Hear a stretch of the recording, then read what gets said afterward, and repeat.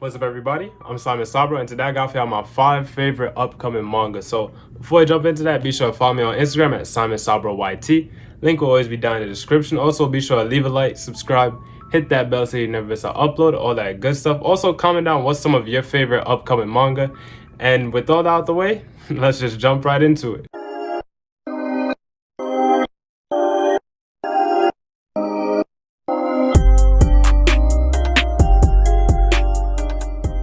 Alright, so real quick before we get into the list, I do want to say that everything on here is less than 30 chapters, and that was just kind of like my rule for upcoming stuff. And honestly, that's the only thing, so let's get into it. And the first thing I have is Gachi Akuta. And this one is very, very interesting. It is currently 27 chapters at the time of this recording, so it's kind of pushing the limit, but it's honestly a really phenomenal story featured with really great art, and I believe it is made by the assistant of Atsushi Okubo, the creator of Soul Eater and Fire Force. I could be wrong with that, but I believe it is. Honestly, the setting for the story is really interesting. So there's kind of like these people that are like the high class, and then there's like the low class, and underneath the low class there's like the void, or I think in the manga they call it the abyss, which is just where basically garbage goes. Just anything people don't want, that's where it goes. But also some people throw it, like high class people throw their garbage and it gets to the lower class people. So we have our main character, I forgot his name honestly, and he kind of just likes to go through garbage and kind of just find treasure in the trash, you know? So it's really kind of interesting. Off of that, it gets significantly better, and what happens is the main character gets framed for a death, or a murder I should say, and that someone else committed, and as punishment he gets sent to the abyss. And in the abyss there's like all sorts of monsters, just basically trash monsters. Like the trash piles up and gets its own consciousness, kind of. It's really interesting, I promise. And I'm definitely gonna post some screenshots because everything here is digital only, I believe, in the US at least. And honestly, the art, like I said, is really, really good, but it kind of follows the regular formula of kind of oblivious main character gets help from an organization, joins that organization, and you know, kind of goes from there. It does follow that formula, but the organization and all the characters in it that have been shown so far are really, really cool. There's been a couple of really amazing fights. The power system is also very unique, and that's one of like the main things that drew me into like continue reading it, because the power system is like basically everybody has a certain item that they're deeply attached to, and the more attachment you have to that item, the more value it gets, or the stronger it gets, I should say. So for example, the main character, or actually I'm not gonna say his ability or anything because it is really cool when it's shown, but there's a character that has an attachment to, I believe it was like a staff or like a walking stick kind of, and because he has that much, like a high attachment to it, it's a really strong item. It's really interesting, like I said, and honestly it's really cool to just think about. But I would, like I said, Gachi Akuta definitely on the list. If you haven't read it, I would highly recommend it. Once again, I am going to be putting up screenshots because the art is amazing, and honestly the art in just about everything on this list is really good. The next one I did want to talk about is called Stage S, and it's 17 chapters. Now this one I did start reading pretty recently, and honestly it might be my favorite on the list. Honestly, this one is really good. It follows the story of this guy that doesn't really believe in God or anything like that until he meets a snake, which is a god, and that snake is like, hey, I'm gonna prove to you that I'm God, and basically tells him just a bunch of stuff to prove that he's a god, stuff like that. And so the main character, this boy, is in a relationship with this girl that he's been in a relationship with for quite some time. Like he's always loved her, and the god tells him, hey, you're gonna die pretty soon. So as a result, the guy goes and breaks up with the girl to try and, like, you know, not make her feel bad, like, oh, my boyfriend just died kind of thing. And then he dies, and after he dies, he asks the god for one last request to see, you know, how his girl or ex's future goes, afterwards.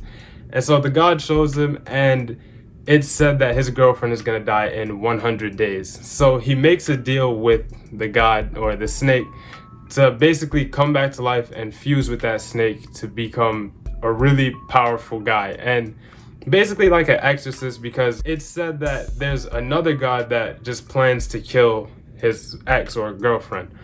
And it is really, really interesting. The power system is amazing. The characters are really fun and enjoyable. I've only read, I think, like the first 10 chapters out of 17. I'm not caught up all the way, but it is so good. Once again, it does kind of follow the same pattern of boy joins a organization and kind of just goes from there, but it is really good. Honestly, the art in this one might be my favorite. Honestly, and like I said, this is probably my favorite one on the list. It's definitely really good. There's a lot of action. The characters, like I said, are just so much fun. The world is really good. There's these things, kind of like these demons or apparitions, I think they call it in the manga, and they just kind of wreak havoc. You know, nothing too crazy, but they're like, the power system of the enemies is that the more eyes they have, the stronger they are. And the power system for the organization that the main characters are part of is kind of like you have a familiar, and the closer you are to that familiar, the stronger you get. It's really weird. It was kind of introduced in like the chapter I just read, so it's not fully explained all the way yet, but it does get, I assume it gets a lot more interesting. And honestly, just the designs for the main character when he's doing really cool stuff is just really cool. Like I said, definitely would recommend this one as well. This one is honestly really good. Like I said, just 17 chapters, nothing too crazy. Also, you are able to read it on the Manga Plus app for free, so definitely check that out if you haven't. And I think almost everything on the list you could read except for Gachi Akuta. But after that, the next one I do want to talk about is Shoha Shoten. Now, Shoha Shoten is 11 chapters, and it did recently get announced for a volume 1, I think for next year in 2024. But this one is about two comedians that are really just trying to be, you know, I guess official comedians. I'm not sure the proper term for it, but it's two high schoolers. One name, I forgot the exact names. I think his name is Azemichi. I could be wrong. I'm gonna just call him the main character. And there's another character who is, I guess, like the second main character. And one of them doesn't really, like, he loves comedy, or really both of them love comedy and stuff like that. But one isn't really allowed to do it because his parents are very strict about, you know, school and stuff like that. So he kind of makes a bet with his parents, like, hey, if we win this tournament, I gotta do comedy with this other guy. And so they make the deal, stuff like that happens, and they enter this tournament to, like, a comedy tournament. I really don't remember the exact names, but they enter this tournament, and I'm not gonna say the results of the tournament, but the story just kicks off from there. It is 11 chapters. It is monthly, I believe, and honestly, it's really good. I do wish the chapters came out like weekly, but honestly, for the quality of it, it is really good. It is drawn by Takeshi Obata, which is the artist behind Bakuman, Death Note, and Platinum Man, as well as Hikaru no Go. So definitely really good art, as you'd probably imagine. The story, I'm not sure exactly who writes it. I'm not familiar with any of their other work. They're doing an amazing job with the story so far. Honestly, I think it is really good. And it is like a non-battle manga, kind of. That's really how it is, because the tournaments are just honestly really cool. Some of the jokes are honestly really funny, and that was kind of my fear with it, being a manga so centered around comedy that it, you know, jokes wouldn't land too well. But honestly, it does a really good job at it. It's very funny, as well as just the setup with the faces, like the facial expressions, the gestures, and honestly, it's really good. I think it does an amazing job at telling the story. And personally, I just really like stories where characters are just trying to do, it's like set in a more normal world, and they're just trying to, you know, elevate their careers. I really love stories like that. Once again, similar to like Hikaru no Go, Bakuman, Keep Your Hands Off Eizouken, stories like those where it's, you know, characters just trying to elevate their careers. It's honestly some of my favorite to read, and this one is no exception to it. Now after that, we have one that I'm sure everyone has heard of. I think it did also just get recently announced for release for 2024, and that is Akane Banashi, which is 29 chapters, so really just barely making the cut. It is honestly an amazing story. If you haven't heard of it, definitely check it out. It's about Rakugo, and Rakugo is a very interesting thing. I don't think we have anything like it in the US, but it's kind of like a one-man performance, and the only prop you have is a fan, and you have to sit completely still and basically tell a story. It's really interesting. I might have did a very bad job at explaining it, but it is really, really interesting, and I think a lot of people can love it. Once again, it is another story of people trying to elevate their careers. That's another reason I really love it. The art is phenomenal. Once again, especially with the facial expressions, it is honestly amazing. And I think the art does a really good job of just portraying like how well Rakugo is, or really what it's about, even to people that aren't familiar with Rakugo. And it is honestly really good. So the story follows our main character Akane, and her dad was kind of like a pro in Rakugo, and he was trying to go to the next level. I forgot what the levels were exactly called, but kind of like the intermediate level of Rakugo he was trying to get into, and he had to take a test for it. And he took the test with a lot of other people, and they did really good on the test, but there was this one judge that was like, nope, fail all of them. And the judge didn't give a reason or anything like that. He just failed everybody there. And Akane basically had this revenge to do so well in Rakugo that she could then talk to the person that failed her father and basically ask him why he did it. Now, if that alone didn't interest you, I don't know what to tell you. It is honestly an amazing story. And if you haven't read it, it did just finish the arc where she asked the man that failed her father. So definitely check. Now's a good time to really check it out, because it did finish that first arc. And honestly, it is amazing. Can't talk too much about it, but honestly, like I said, it made me care for Rakugo, even though I've never heard of it. And there is another Rakugo anime, I think it has an anime, that I'm not familiar with. I'll put a picture of it on screen. I have heard a lot about it, but like I said, not familiar with it. Maybe some of you have, and if you have, I'm sure you'd probably enjoy Akane Banashi. Now, I do have one more, but I kind of have a couple of honorable mentions, and the only reason they're honorable mentions is two of them. Is because they either had too many or too little chapters for me to really judge it. And the first one I want to talk about is the Dark Dr Ikuru, which is 2 chapters. This one is a kind of weird one. It follows this doctor named Ikuru, or rather, back up. It's set in a world where diseases are very prominent, and it's some very obscure diseases. So in the first chapter, it's kind of like a zombie breakout kind of disease. So there's the main character, Ikuru, which is a doctor, and he's immortal. By birth, he's just immortal, and so he really wants to die. It's very interesting, and what he does is he kind of injects himself with whatever the disease is, and his body will break down the disease and create a vaccine, or turn his blood into a vaccine for whatever the disease is. So that's kind of the premise for it. It is only 2 chapters, so there's really not much for me to judge of it. That's why I didn't make the list, but it's honestly a really interesting kind of premise, but I think it'll get repetitive very quickly. If you've read Dark Dr Ikuru, definitely comment down how you feel about it so far, or if you plan on checking it out, anything like that. Like I said, to me personally, I don't think it's gonna do too well, because it sounds very repetitive, just the way I imagine it. But maybe it'll be one of those stories where it's like, it only just starts out like that, and then around like chapter 10 or something, it just changes completely. But yeah, it is 2 chapters. It's not enough for me to really judge it completely, so it is just an honorable mention. Now, this next one is 41 chapters. That's why I didn't make the list, and I'm probably gonna butcher this name really bad. It is Lumiere Co. Limited. I might have said that very wrong, but this one is honestly really interesting, and it definitely would have made the list had it not been over 30 chapters. It is about, I forgot the character's name, but it's set in a world where there's magical girls in a modern day society, and the magical girls isn't exactly fantasy magical, it's more so technological magical.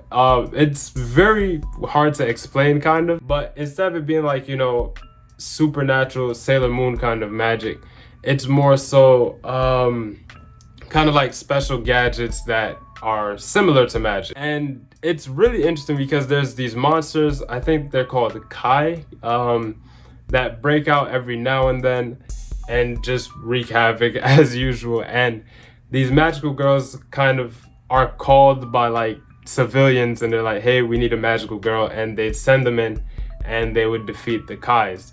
So it's really interesting just that alone, because like I said, it is magical girls in a very modern day setting, which to me was really just interesting because I would have never thought of something like that. The main character is really interesting in that they just graduated high school or college, I'm not really sure which one, but they did just recently graduate and they're looking for a job, and they're really bad at finding jobs because they personally feel like she doesn't have any, you know, worthwhile mentions of talents, except that she has a really good memory. But she feels like she's just an ordinary person, you know, just your average Joe run-of-the-mill character. But a certain situation happens where she's getting interviewed and a Kai breaks out, and it's a massive one, and basically they get saved by this magical girl. But the magical girl is like, hey, I need some help, could anybody help me? And the main character, you know, steps up to help and basically gets invited to become a magical girl. That's pretty much how I believe chapter 1 ends. And honestly, it's really interesting. I am only on like chapter 5 right now, but honestly, just those first 5 chapters alone, like I said, would have easily allowed it to be on this list had it not been 41 chapters. But definitely check this one out. If you have been reading it so far, definitely comment it down. If you've been reading any of these so far, or anything else that's, you know, maybe doesn't have a physical yet, or really just anything at all that you find interesting, definitely comment it down. I would love to hear about it. And to get into the last one, this is something that someone commented down on my last video, I believe, and it is Skeleton Double, which is, at the time of this recording, chapter 4 did just come out. So I've read the first 3 chapters, and it is really interesting. And what really makes it interesting is that the main character doesn't really have much aspiration. Back up. Okay, so it's set in a world where, okay, well, actually, wait, so a little bit of backstory on this. So the main character's dad gets mysteriously killed in the middle of, I want to say it was Shibuya, but in a very crowded area. He gets mysteriously killed in a very supernatural way. I'll put a picture of it on screen to help you get a better image of it. But basically, the main character lost his dad, and then 8 years later, like I said, the main character doesn't really have any aspirations. He's a very go with the flow, let life happen kind of character. So then a certain situation happens and he meets this skeleton head that basically tries, or not tries, but gives him a special power to turn invisible, which is the power system of this manga, in that turning invisible.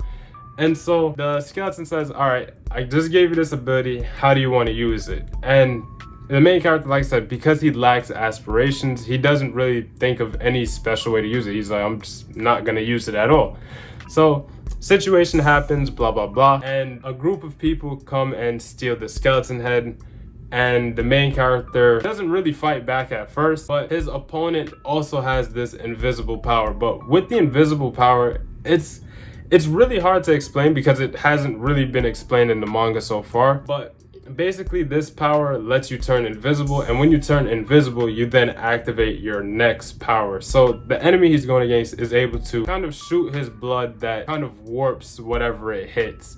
Once again, I'll put up pictures to help you get a better image of it. But basically, blah blah blah, they fight, and the main character gets warped, of course. And so the main character's like, well, it doesn't really matter, it's just a skeleton.